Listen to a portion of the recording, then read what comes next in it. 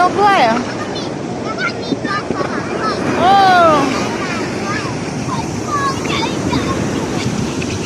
แล้วกันหยกเล่นอะไรเอาเลยเอาฝังดินตามตังกันเลยอุ้ยน้ำมาแล้วน้ำมาแล้ว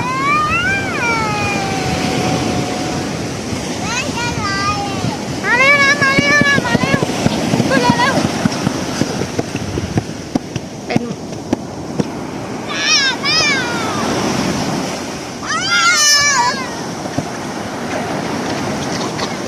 กันหยก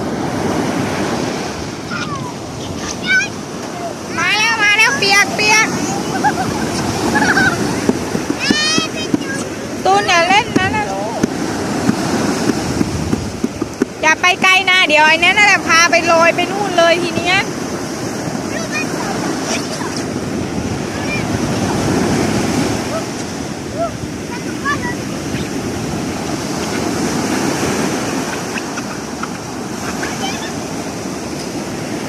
ต้นหยกยืนเร็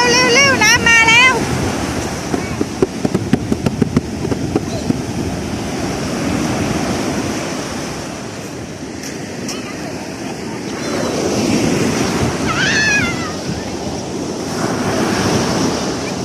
มาเร็วน้ำมา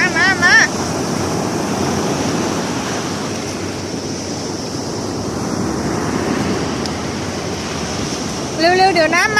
มาฝังดินเลยฝังเอาเร็ว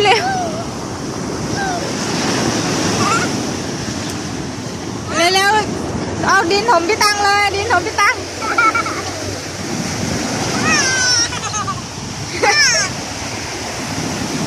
น้ำมาแล้วพี่ตัง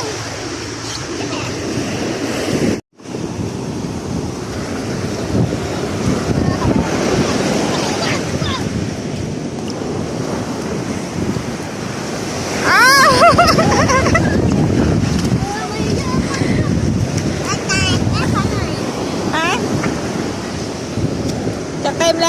ล้วผมแขนด้วยไหมเอาแขนด้วยตั้งนิ่งนอนนิ่งๆน่ะ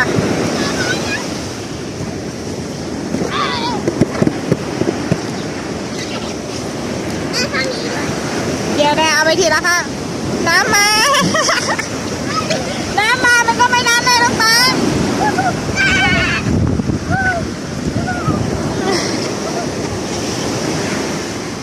ว้ายเดีย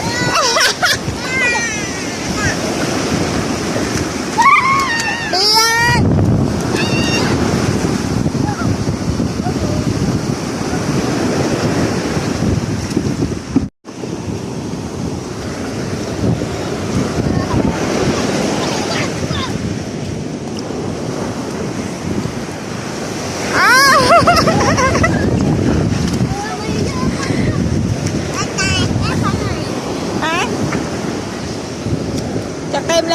ล้วผมแขนด้วยไหมเอาแขนด้วยตั้งนิ่งนอนนิ่งๆน่ะ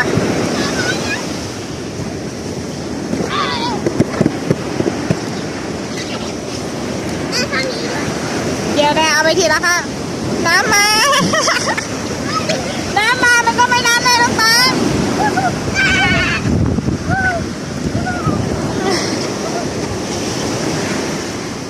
ว้ายเดีย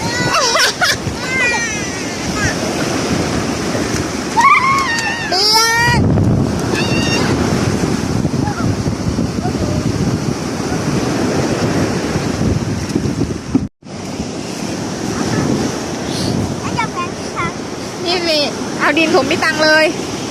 กางเอามืออยู่นิ่งๆน่ะน้ำมันมาไม่ถึงนะถมที่มือก่อน